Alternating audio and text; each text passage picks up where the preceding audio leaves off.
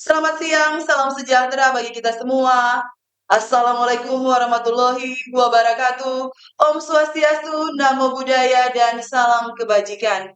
Halo teman pemilih, selamat datang kembali di podcast resmi Komisi Pemilihan Umum Kabupaten Minahasa Utara bersama saya host Ivana yang akan menemani perbincangan kita di hari ini.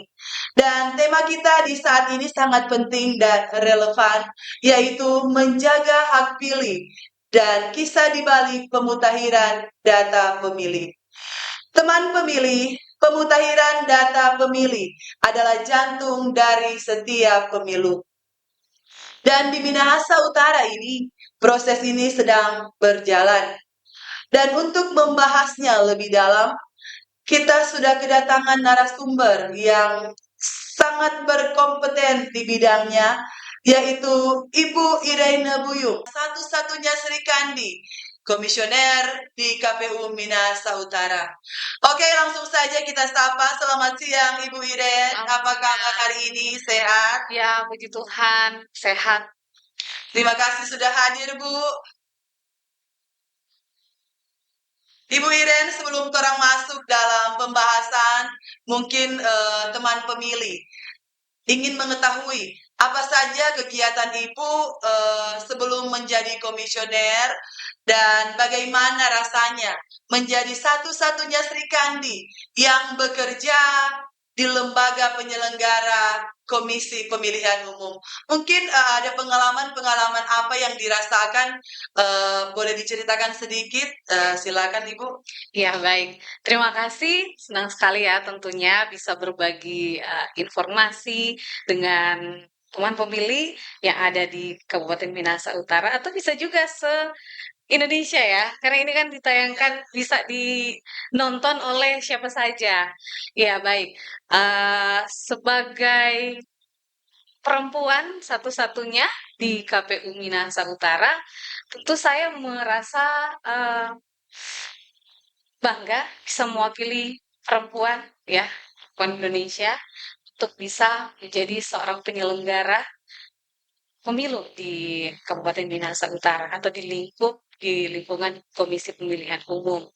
Dan tantangan-tantangan sebagai perempuan sebetulnya sama saja dengan teman-teman sesama pimpinan ya, kami berlima sebetulnya sama beban kerja yang kami harus jalankan itu sebetulnya sama saja.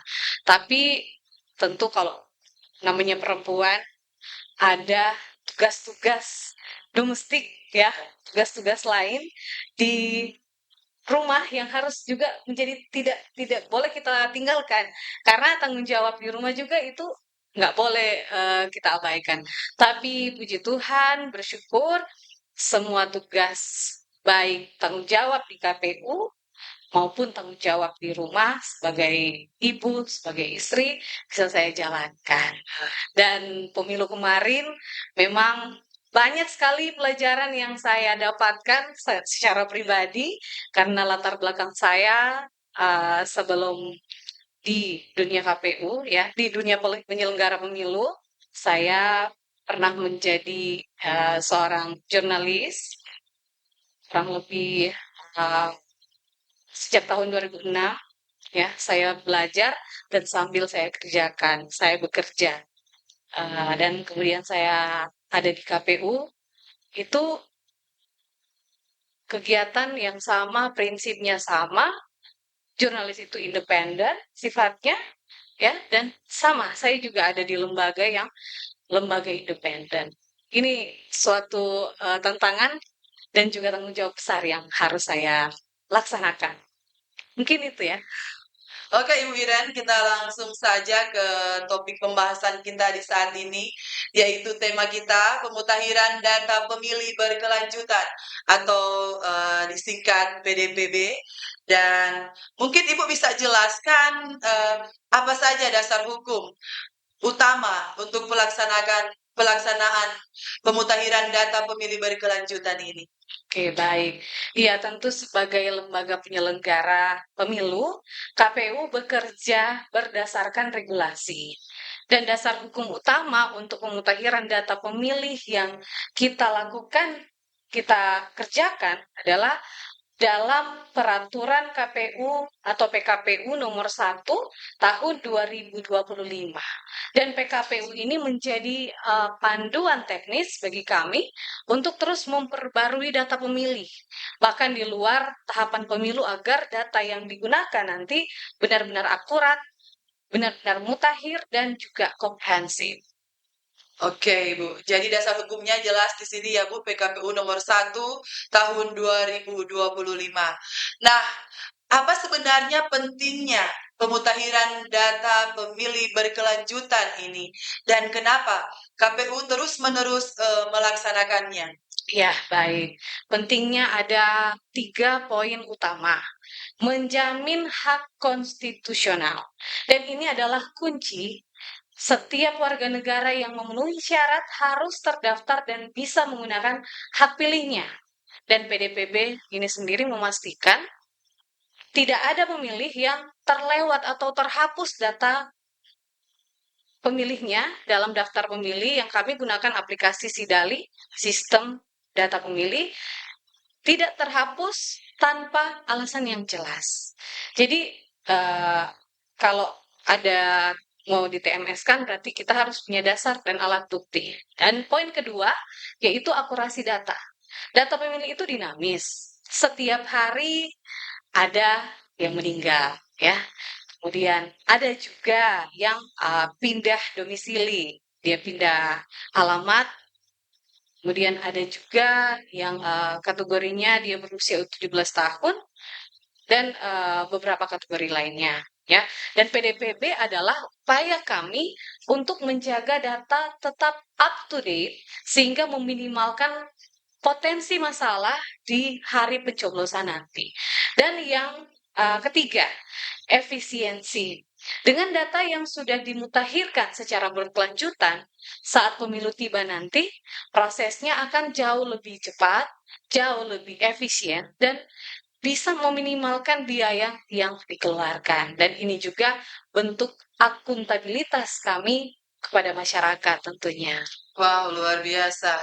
Dan ini demi menjaga suara rakyat kita ya, Bu. Dan selanjutnya, Bu, apa saja kegiatan utama yang dilakukan oleh Komisi Pemilihan Umum Kabupaten Minahasa Utara dalam tahapan pemutakhiran data pemilih berkelanjutan ini? Ya, baik.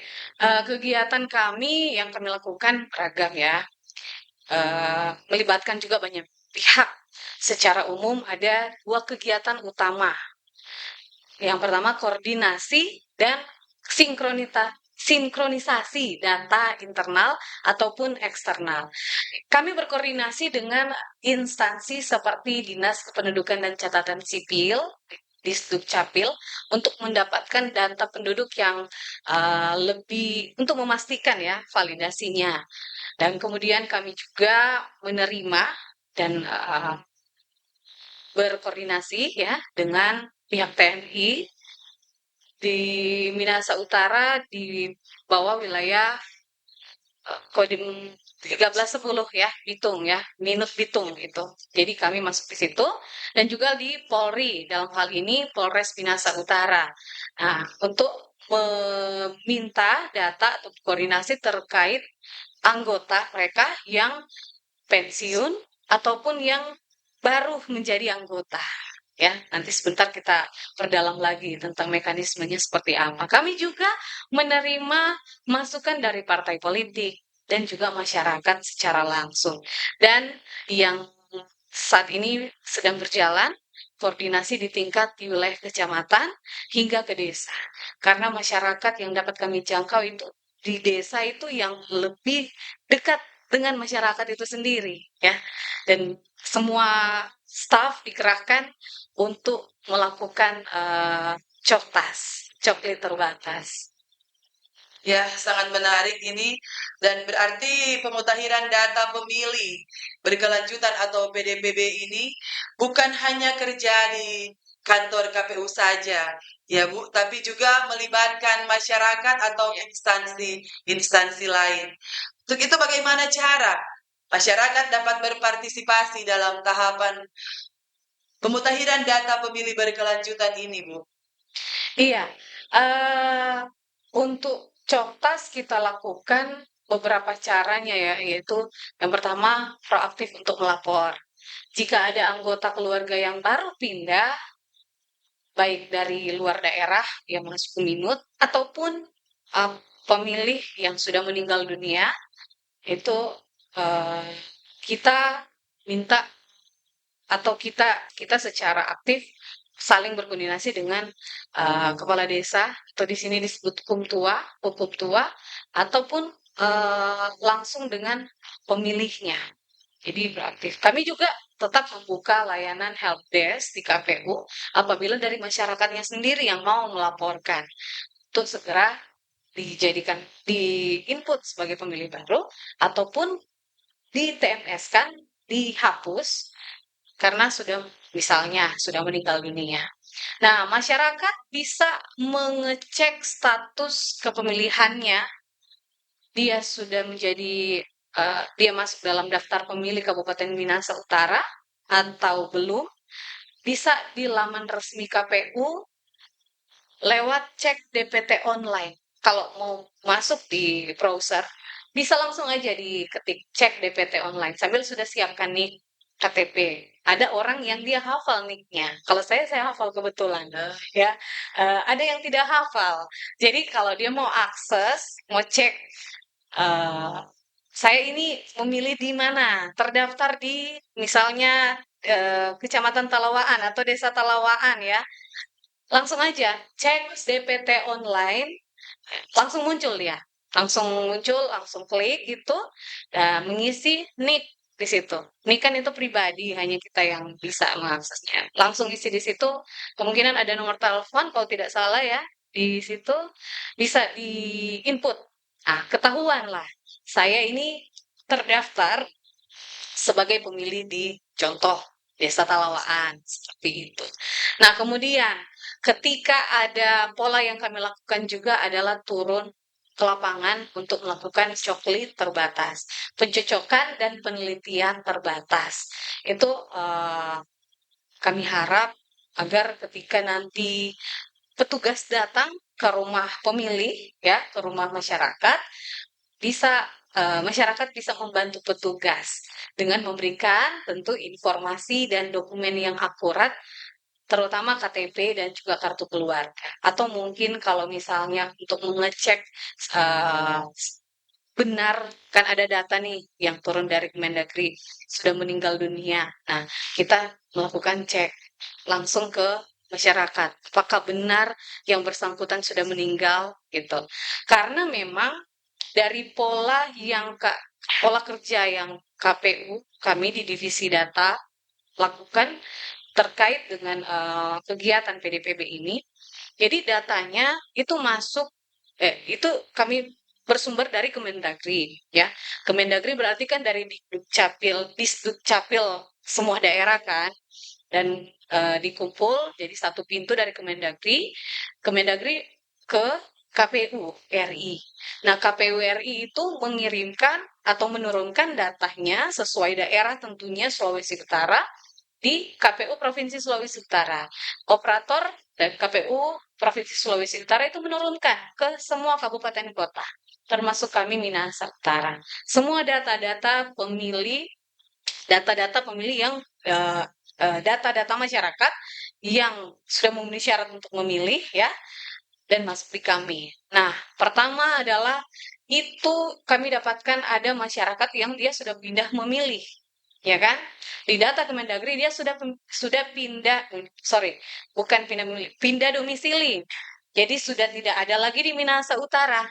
Dia tadinya beralamat desa Kauditan, contoh di Kecamatan Kauditan, contoh desa Treman, Kabupaten Minahasa Utara. Sekarang ini di data yang Kemendagri turunkan ke kami KPU, dia sudah menjadi warga misalnya DKI Jakarta.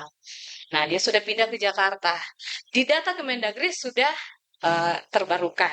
Nah, untuk kami eksekusi di SIDALI, Sistem Data Pemilih, dalam daftar pemilih Kabupaten Minahasa Utara, itu harus kami verifikasi dulu kami lakukan analisa. Biasanya orang yang dia pindah dari satu daerah ke daerah lain, dari Minut ke misalnya Jakarta, itu datanya akan terbaca ganda. Jadi dia terbaca di Minut, Preman tadi, dan dia terbaca juga di Jakarta, misalnya di ya Jakarta lah ya, gitu. Jadi kita harus melakukan verifikasi, mengecek apakah benar ini orangnya sudah pindah atau belum, atau memang masih. Biasanya ada dua dua dua identitas mereka. Mereka tidak kembalikan. Kan harusnya kalau di Dukcapil kan kita harus kembalikan KTP yang lama kan, kalau saat mau mau pindah pindah alamat. Tapi ada terjadi mereka menahan dengan ya ini case yang pernah kami dapatkan dulu waktu berkoordinasi dengan Capil, sehingga dia terdaftar di dua daerah yang sama, sehingga kami harus melakukan verifikasi. Dan kalau benar dia sudah pindah di luar daerah Jakarta, berarti yang di Treman ini kita harus hapus gitu. Dan sebaliknya, itulah dinamika atau perjalanan pola kerja yang kami lakukan.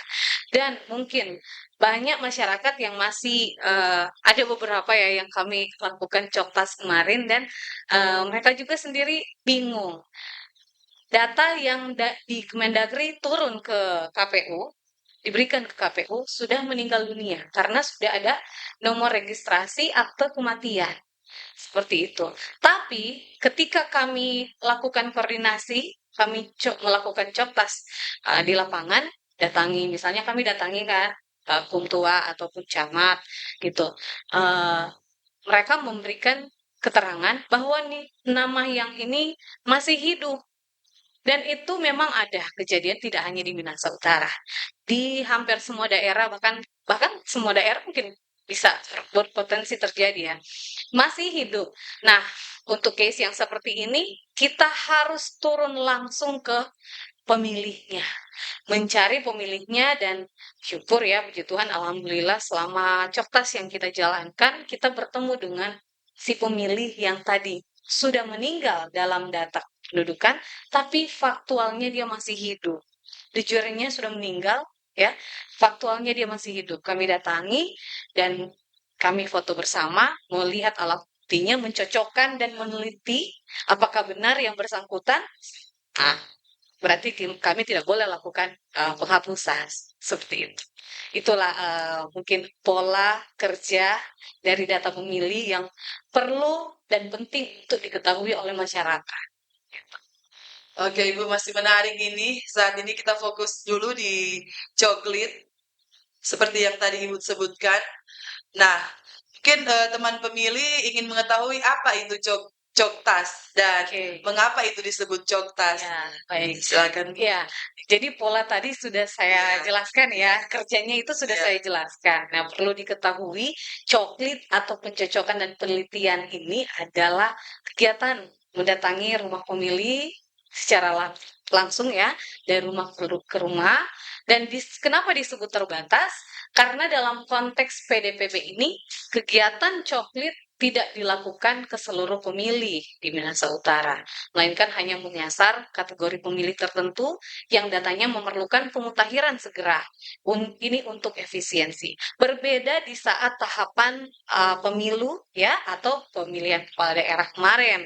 Itu kami ada yang namanya Pantarli, mereka diberikan waktu kerja untuk turun langsung ke rumah pemilih. Semua didatangi, semua rumah mereka datangi, sambil mereka memberikan ditandai dengan ada stiker. Pasti teman pemilih, masyarakat juga di depan rumahnya ada stiker ya. Ibu Ivana Ya, pasti ada stikernya. ada stiker. Oh, oke. Ada stiker berarti ditandai itu sudah dicoklit oleh petugas Pantar. Berbeda dengan non tahapan, ya sudah pasca tahapan seperti ini, coklit itu dilakukan terbatas. Jadi makna terbatas itu adalah tadi terbatas kunjungannya ke rumah pemilih. Jadi kita cuma datangi kayak seperti kasus-kasus tertentu, dia sudah meninggal tapi dia masih hidup.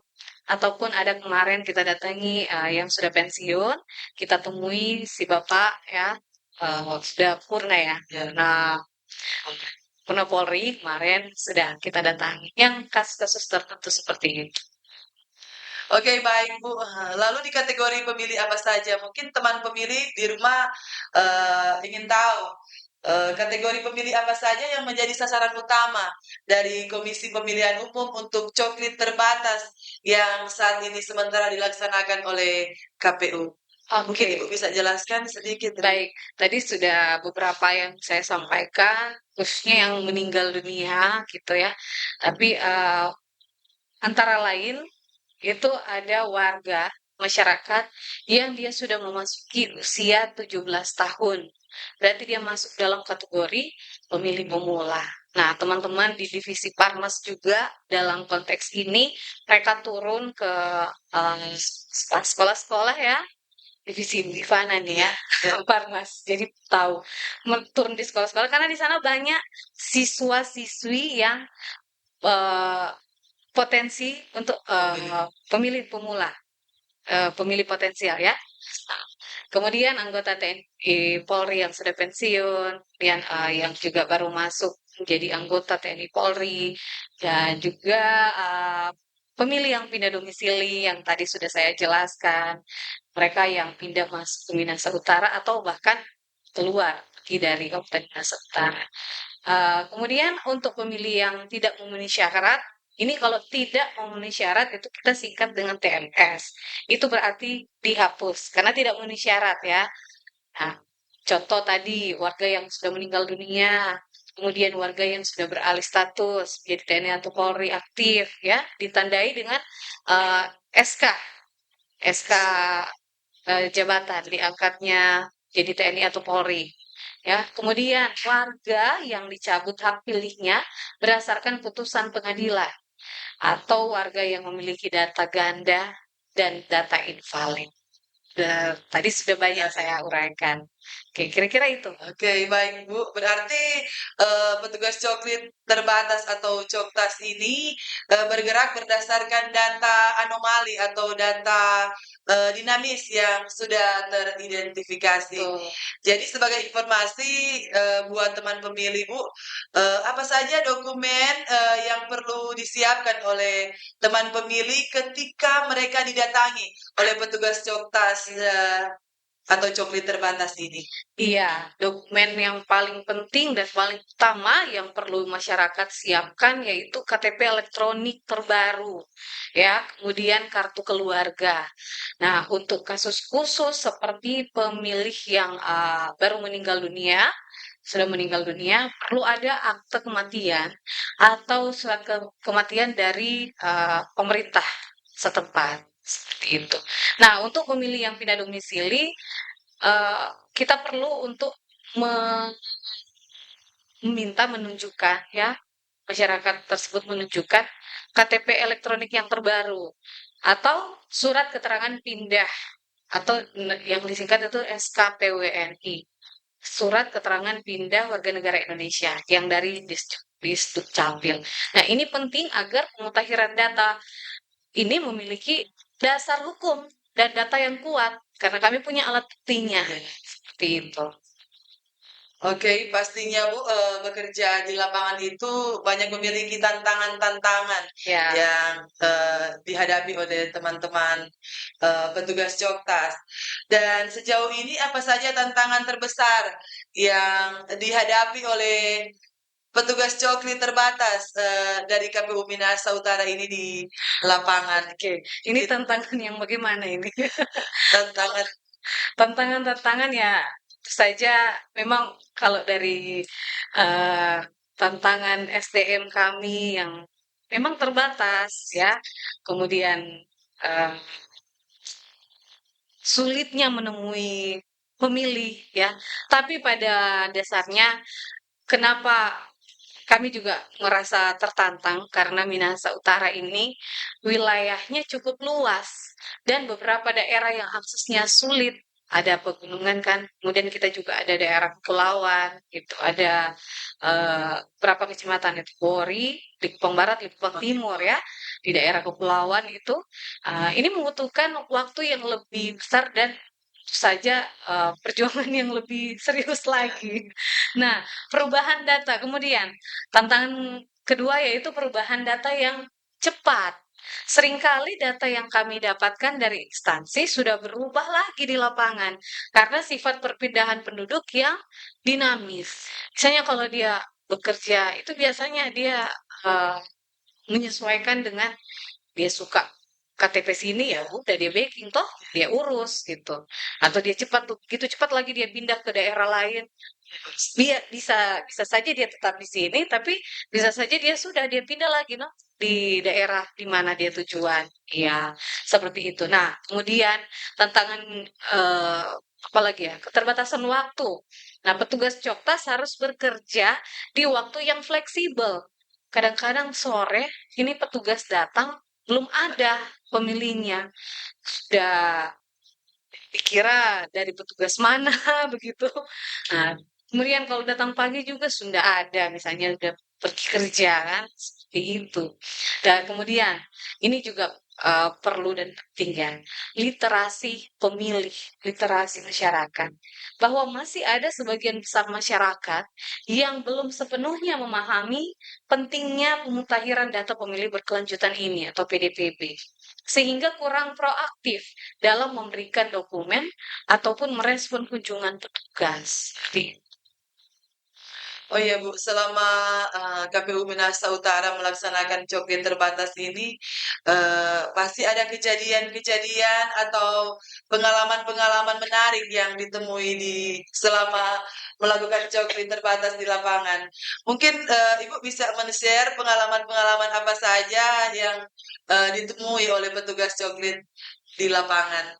Oke, baik. Kalau tadi kan tentang tantangan Tantangan, iya, geografis terkait juga literasi pemilih yang masih kurang awareness mereka, kepedulian mereka juga bisa. Tapi ini kalau cerita unik ya, iya, cerita unik tentang bagaimana teman-teman sekretariat, staff, iya. juga kami turun ke lapangan itu ada satu waktu kami datang ke pemilih. Memang si pemilih ini sudah lanjut usia, sudah kurang pendengarannya. Kita tetap mengedepankan eh, etika ya, tentu saja dan sudah pasti itu sopan santun itu sudah dasar-dasar dan jiwa atau semangat melayani seperti itu.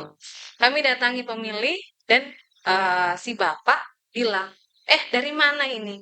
Ini mau data-data apa?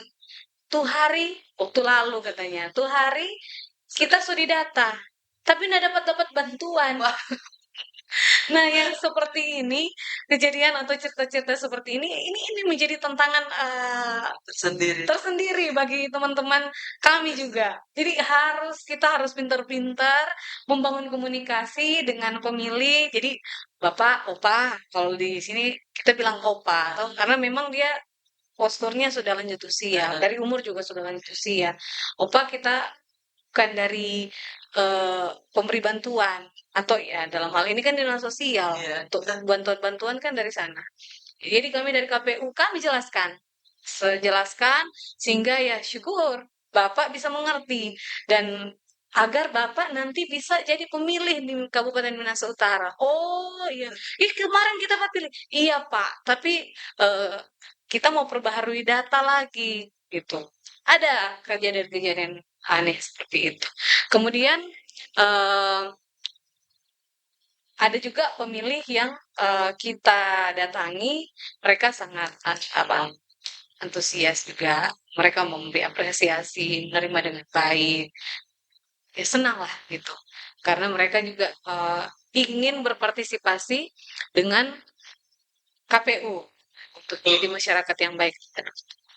Oke Ibu, di penghujung podcast kita kali ini, mungkin ada pesan terakhir yang Ibu sampaikan kepada teman pemilih, khususnya yang ada di Minahasa Utara ini, tentang pentingnya menjaga hak pilih kita. Ya, Silakan Bu. oke, baik. Jadi pesan saya, pemilu yang berkualitas dimulai dari data pemilih yang akurat.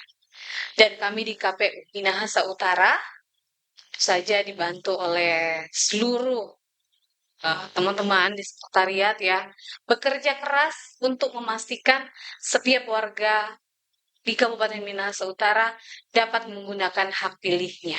Dan oh ya, informasi bahwa di saat ini kami sedang melakukan verifikasi atau mendatangi rumah pemilih yang masuk dalam kategori pemilih luar negeri. Kami mau memastikan apakah pemilih ini yang dia tercatat di luar negeri, apakah sudah ada di Kabupaten Minahasa Utara. Nah, kalau sudah ada, berarti kita hapus dia sebagai pemilih LN dan kita masukkan sebagai pemilih baru di Kabupaten Minahasa Utara. Nah, itu sebagai informasi yang sedang kami lakukan ya dalam minggu berjalan ini. Dan kami tentu saja memohon partisipasi aktif dari seluruh masyarakat untuk memastikan nama Anda terdaftar dan membantu petugas kami dengan memberikan informasi dan dokumen yang valid tentunya. Dan laporkan jika ada perubahan data di lingkungan Anda ataupun mungkin data pribadi jika sudah pindah, baru pindah atau sudah pindah keluar, itu bisa dilaporkan kami, ada help desk di KPU Minahasa Utara, bisa datang langsung ke kantor KPU Kabupaten Minahasa Utara di Kelurahan Air Made di atas ya, untuk kita bantu menginput atau memperbaharui status data pemilih dari masyarakat. Dan jangan biarkan hak pilih Anda hilang hanya karena data yang tidak mutakhir. Satu suara menentukan masa depan.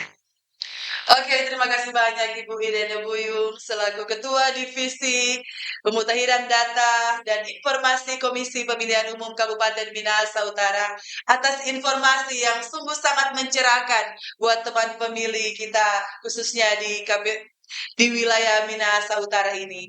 Teman pemilih, mari kita dukung Komisi Pemilihan Umum dalam menjaga integritas data pemilih. Dengan berakhirnya perbincangan kita kali ini, usai sudah podcast kita di hari ini dan sampai jumpa di episode selanjutnya dan salam demokrasi. KPU melayani. KPU melayani.